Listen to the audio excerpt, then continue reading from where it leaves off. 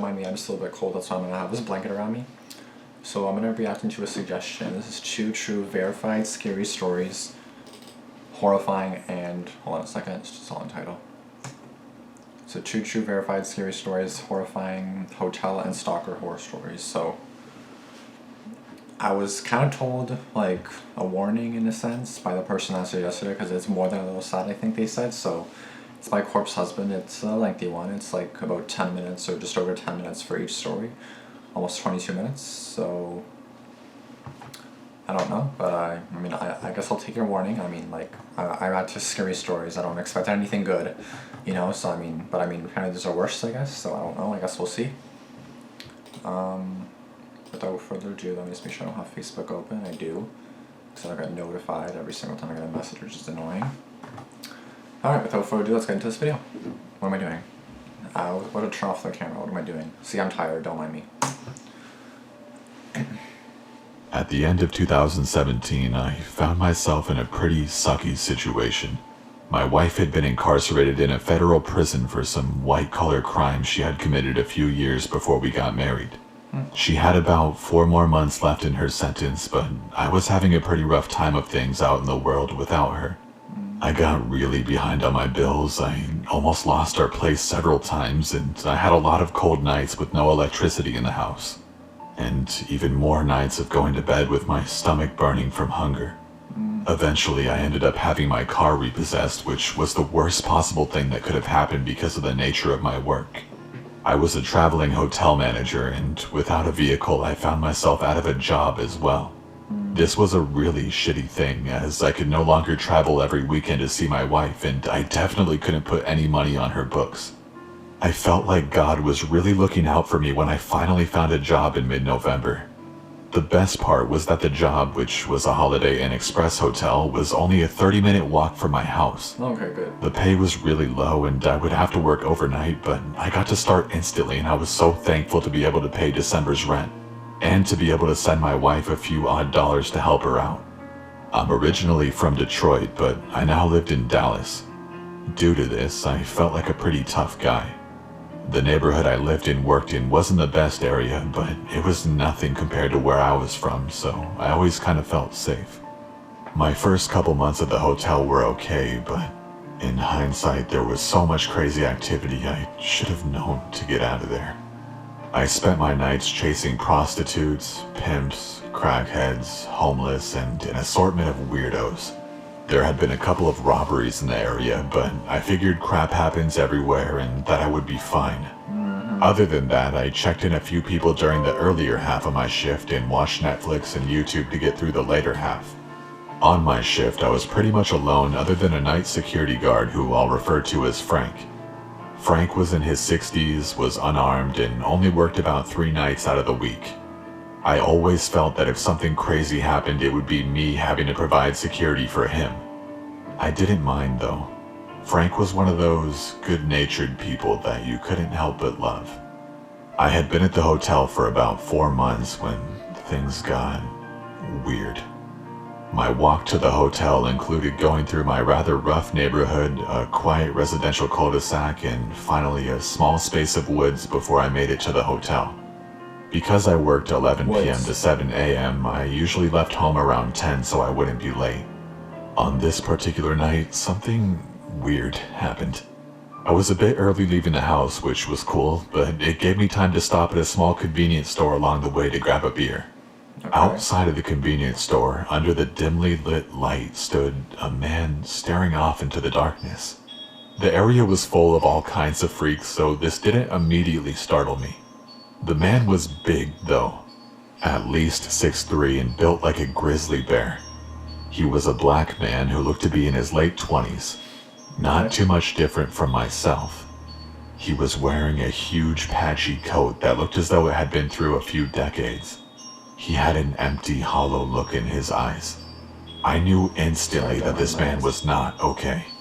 I can't explain the look in his bloodshot eyes, but I'll never forget it. It sent literal shivers down my spine. After I made my purchases and exited the store, I noticed the man was still standing in the same place. Is he watching still you? Staring blankly off into the distance. Okay, well not you. I quickly jogged past him and continued on my way. My heart jumped as I heard the man's footsteps behind me. Now, I'm not a big guy by any means, but I am pretty strong. I could definitely defend myself, but this guy was off. I wanted nothing to do with him. As I continued across the street and towards the woods, I took off. I knew this guy was too big to be able to catch me running. I wasn't even sure that he was after me, but I was not going to take any chances. I outsped the man and made it to work safely. Okay. As I began my shift, I locked all the doors of the hotel, as was necessary, and sparked up a conversation with Frank, forgetting all about the creepy guy from earlier. At our hotel, we locked the doors at night, and anyone who didn't have a room key had to be manually let in by myself or Frank. Frank left the front desk to do his rounds, and I ended up in the back office drinking my beer as I watched the hotel security monitors and played a game on my phone. That's My stomach turned over on itself when I noticed on the screen the big guy I had seen earlier standing at the front door of the hotel. He had followed me here.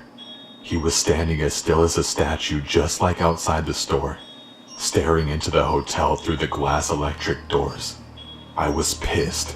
I walked out to the front desk and told the man to leave now or I was going to call the cops. The man didn't move. I knew this guy was trouble and I had to get rid of him before a guest or Frank came from outside and ran into him at the door. I picked up the phone at the front desk to call the police, but when I looked back up, the man was gone. This did not make me feel relieved. Yeah, because he's still around. I knew he was still out there somewhere, exactly. just waiting. He's still there The waiting 911 operator assured me that someone would be there soon. I headed back into the office to wait for the cops when I heard gunshots. 3 distinct gunshots.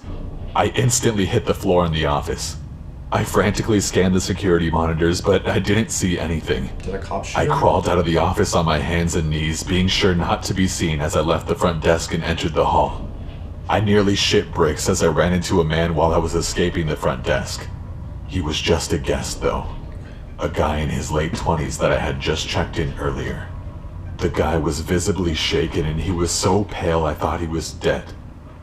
Dude, I think there's a dead body outside my window, he whispered. My gut wrenched and I thought I was going to puke beer everywhere. Another shot rang out and me and the man both jumped. Come on, I whispered to him shakily. The man and I went back down the hallway towards his room. Both of us crouched down. I was terrified. I knew going outside wasn't an option, so I decided we would hide in the bathroom of his room and call the cops. Again? His room was a straight shot down the hall, but in order to get there we would have to pass the glass doors of the front entrance. As we did, I saw something that still haunts my dreams to this day. The same huge, weird man was standing directly at the door. His patchy, tattered coat covered in blood down the front of it. He had a sick, twisted look on his face. His eyes were still empty and dead, and in his right hand was a gun. The guy and I hauled ass to his room. As we were at the door to the room, another gunshot rang out, and I could hear the glass from the front door shatter. Oh my god. All I could think about was my mom and my wife. They would never get over me being murdered at a hotel, shot to death by this man. I knew this guy was going to kill us and whoever else he could.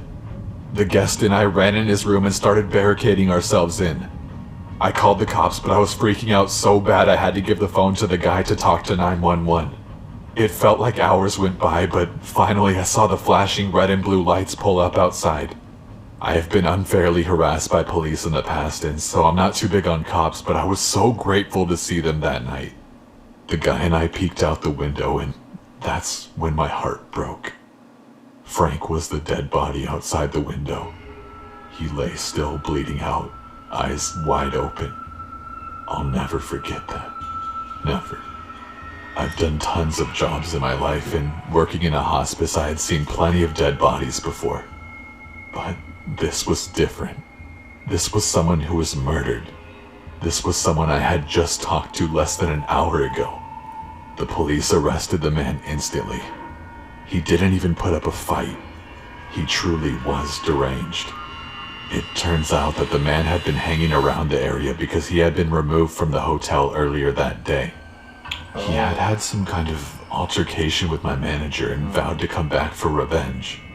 The manager had failed to warn me of any of this, Thanks. I thought this creep was after me, and all of this was happening due to a situation that neither myself nor Frank was involved in. The guy was never following me. He was going to kill someone at the hotel whether I was there or not. I called my boss to come relieve me of my shift or send someone, as I obviously wouldn't be finishing the night. The asshole had no compassion and said he wouldn't be coming to the hotel until his scheduled shift. Fuck you. I finished talking to the police and left a rather nasty resignation letter as I left the hotel completely unattended, but I didn't care. Yeah, there you go. While walking out of the property, I saw Frank in a solid black body bag being put on a stretcher. I cried the whole walk home at 4 in the morning. That was a few months ago. My wife is home now and we moved out of that neighborhood. I never went back to that hotel, and I refuse to work at any hotel or even at night ever again. I still dream about that night, and I've developed a slight case of social anxiety since then. But I still do shed a tear over the fact that I couldn't save Frank. I know he's with God and resting in peace now. Be safe out there, guys. Yo, it's actually sad. Like, my eyes are already kind of like watering, not because I'm like crying, but just because like I'm always tired anyway. But that also did kind of want to make me tear up. This story was sent to me around 2 years ago, so the ages and dates mentioned may be inaccurate now. I want to share the most heartbreaking thing I've ever experienced. In a way, I find it therapeutic, and I'm hoping it could save someone else from ever making the same mistake. This is the story of how I lost my sister at the hands of an evil, so-called human being. My name is Claire, and I live in Ireland. My sister Sonia has always been my best friend. 3 years ago, Sonia came over to my place excitedly telling me about a date she had with a new guy at work named Eric. I was happy for her, as she had just broken up with her abusive ex-boyfriend a few months earlier, and was finally starting to enjoy life, as well as being an amazing mother to her little boy. So as the next few weeks passed, Sonia and Eric had gone on a few dates, but it was nothing serious at all. All seemed to be going smoothly, until one night I got a call from Sonia. When I answered the phone, she was very upset. She told me she had been out with Eric and that she went out to have a cigarette, and a few moments later he came out shouting at her, telling her she was taking too long and that she must have been flirting with other guys. He even insulted her and called her a slut. I was shocked, and understandably so was Sonia. She said he just changed into a different person for no reason. She told me she was finished with him because she had already had an abusive relationship and she wasn't going to go down that road again. Exactly. I agreed that that was the right thing to do. The following day, Sonia was bombarded with text messages from Eric begging for forgiveness and another chance. Bitch, fuck you. She told him no way and to leave her alone because she wouldn't accept being spoken to that way. Exactly. But he wouldn't stop texting her. This went on for days, and Sonia repeatedly told him to leave her alone. Block him. One day, while Sonia and Eric were at work, Eric walked out of the job. A while later, he texted Sonia saying that he was in a hotel with a rope and going to hang himself. My sister was a very kind person, so this upset her, and she texted him back to not do it and to get help. That he shouldn't put his family through the pain of losing him. She also called the police because she was worried that he was gonna do it. A few hours later, he texted her back saying he couldn't do it and that he just needed to see her. She told him that she didn't want to meet up, but that he should get help. A few days later, Eric came back into work. Sonia told me that he kept staring over at her and that it was freaking her out. Right, because they work at the same When she place, got right? home from work, Eric texted her that there was a rumor going around work that he was stalking her. She replied that she hadn't heard the rumor, but told him that he was freaking her out, always staring over at her. Well, yeah, Eric's behavior had Sonia so stressed out that she wasn't able to eat or sleep. Sonia told me she was going to ask to change shifts because of how uncomfortable he made her. Over the next few days, Eric's texts became non-stop, telling Sonia that he needed to be with her and that she was cold-hearted for not being with him. Well, you can't block him? She told him to just leave her alone and move on, and that it wasn't normal that he was acting this way after only a few dates. Yeah, right. And then she blocked him from Facebook and from her phone. Finally, it's all time. We both thought that that would be the end of that, but we were so wrong. During the next 2 weeks, a guy called Shane had added Sonia on Facebook. Their conversation started off as friendly, but soon became flirty.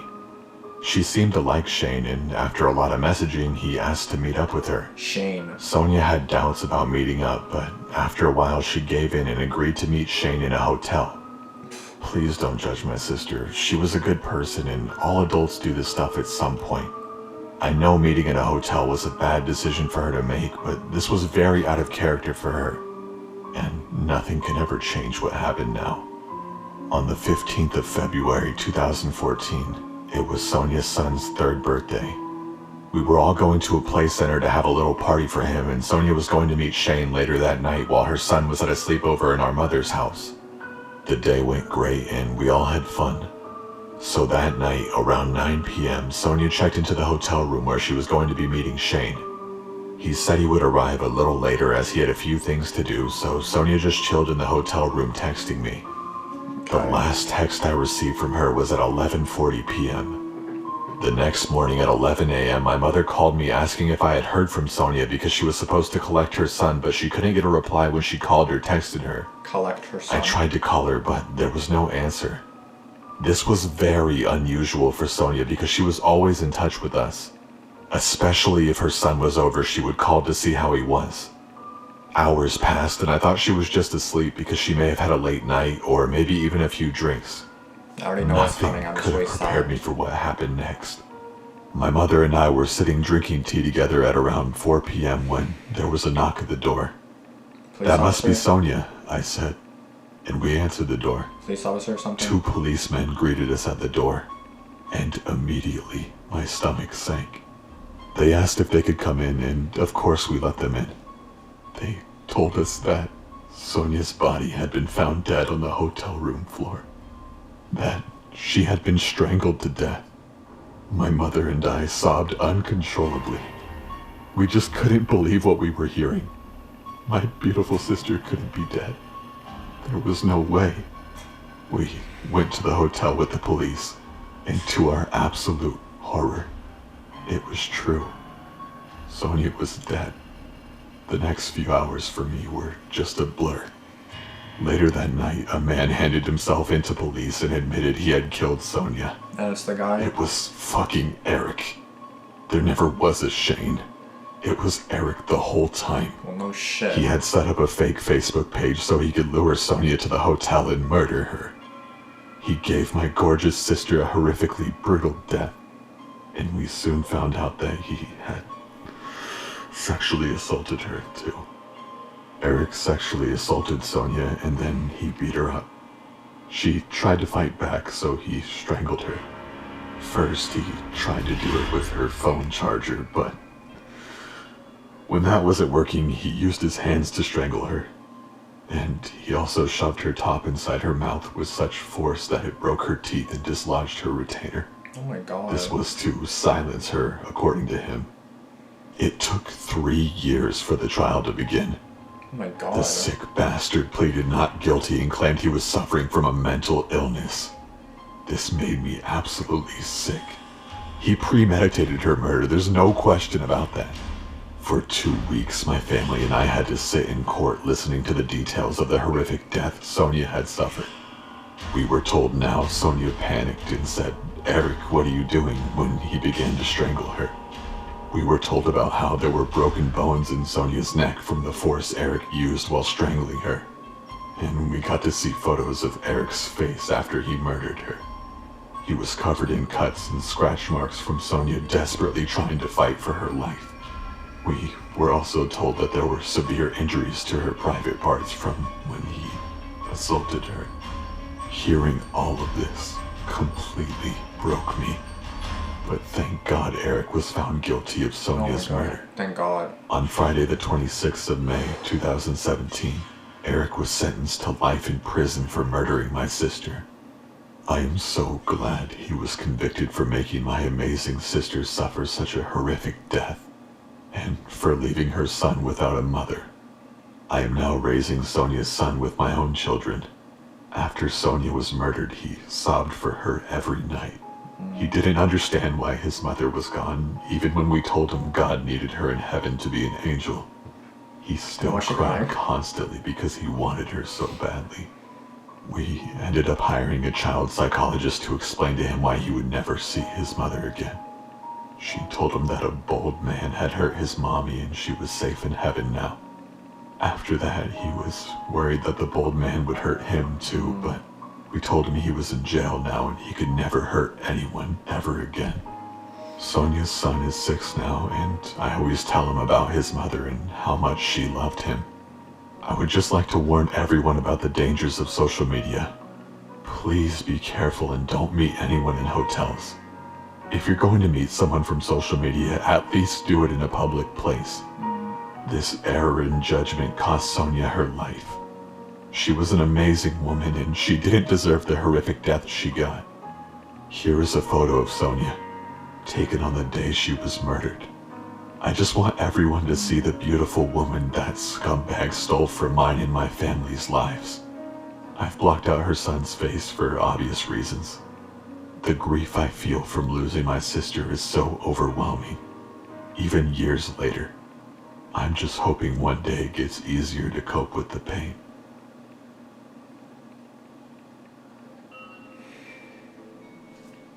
Hey everyone, quick update. Yeah, TLDR. TLDR, it's been a year. I've had some very scary health problems that have hindered me from making content and make things extremely difficult for me. More info on the previous live stream that you can go watch from a week ago if you're curious or want to know me better. I'm trying to come back even though productivity is slow and difficult. Okay, so I thought it was like an update about the whole situations, but I mean, like, what else would there be an update about, right? So, but he said something about health issues, so I hope he's okay. I would have played the rest of it, but I thought, oh yeah, wait, it's gonna be, because I don't have to edit it and stuff. Yeah, not gonna lie, that was actually, I did not expect that much. Again, he didn't warn me, the guy that suggested it, but I think that's like the first time I actually cried during a video, because I barely ever cry, because like usually it's just like horror stories, me yelling at stupid people, you know? That's actually really depressing though. Like the first one, the second, yeah, both were really. All I gotta say is like if you're working as like a security guard or something like that, just be careful because like you never know what you're gonna encounter. You never know if you're gonna come back home alive the next day or or the same day. You're gonna leave the house saying, well, bye wife, bye kids, or whatever.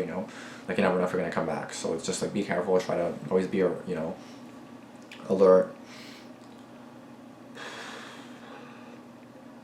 That's so sad. Holy crap. Like, I did not expect to cry at all. Like, I did not, but I mean, again, I was warned, so like, I can't blame the guy for suggesting it because he did warn me, but and about the second story, the Stalker one, I wasn't on Omegle the past few days, to be honest. Like, I haven't gone really since, but like, yeah, like the past couple, 3 days or so, and I have talked to some cool people, even added some people, but like obviously one, I'm not gonna meet them because that's just stupid. 2, usually they live like 1,000 miles away from me anyway. 3, even if I did meet someone from my country, city, province, etc., I would not meet them because like no. 4, don't give away your like private, like I gave away my age in my country, which is basically it for the most part, except to certain people where I just told them where I worked, which probably wasn't the best idea either, but I didn't say the city I was in, obviously. I was on call with my friends during it too, so you could hear me also talking to them, and I do have footage of it if you guys want to see on my camera, if you guys want me to upload and stuff. I do have like a bunch of recordings here. The only issue is, when I was on my laptop recording with like Screen-O-Matic, it wouldn't actually record like every little, like it wouldn't record the computer audio unless I paid for it, which I was like, I'm not paying for that shit. Right, so like, I don't know if you guys want me to upload some or do it again, because it all started the one night where it was like 3 in the morning. I saw someone going on Omegle just to like see someone, or just like see what they would encounter. And then I shared like 1 million subs, so everyone was like, oh my god, it's you, oh my god, it's you, Of course no one did that for me because obviously I'm not that famous, like at all, so. But again, I will say just be careful with like meeting people. I would say don't. Even if you are on like a dating site or something, that's obviously what it's for, to meet. Again, meet in the daytime and meet in a public place are the 2 main things. Off Omegle and other random sites that I could just like meet people off of, do not meet them. Do not tell them, like, if anything, tell them your country. That's what I would say. Your country and your age is fine. And there was a lot of young people on there too. And again, if you go on Omegle, there's a lot of sexual content on there too, so just be aware of that. Because I do see a lot of young people. Like, I've talked to a 12-year-old on there, and I was like, you're 12, my dude? Jesus. Someone was like 13, 14, 15. Like, I don't know about 15, like 16, 17, and I was like, oh my goodness, Like, and I do have some people, but I'm probably just gonna like remove them and like just like delete them because like I don't really need to talk to them anymore.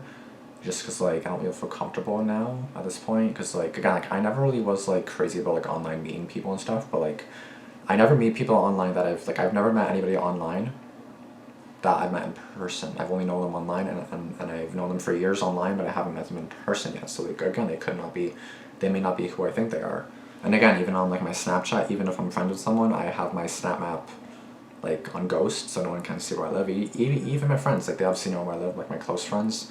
Everyone else, it doesn't need to know, you know. So like that's my point. So just be careful, keep your stuff private, you know, like keep your obvious information private that you need to keep private. If you have an abusive relationship, you know, obviously try to get out of it. Do not meet people online just because, you know, Shane, anybody could just say, oh yeah, you know, I want to meet up. Don't do it. Just don't. Otherwise, that's what the consequence could be. So there's my little lecture on that. Again, don't worry, guys. Even if I am on Omegle, I stay safe, or I try to at least.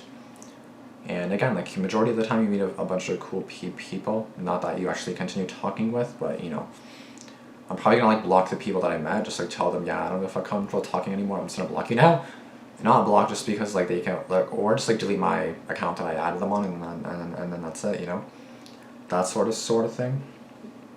And yeah, that's gonna be it for this video. Thank you guys for watching. Again, be safe because you never know what you're gonna encounter, who you're gonna encounter, and what you're going to encounter. So just be safe, stay safe, and again, that was sad. If you have any other suggestions, let me know, and I'll get to it hopefully soon. And I'll see you guys in the next video. Thanks for watching, and peace out.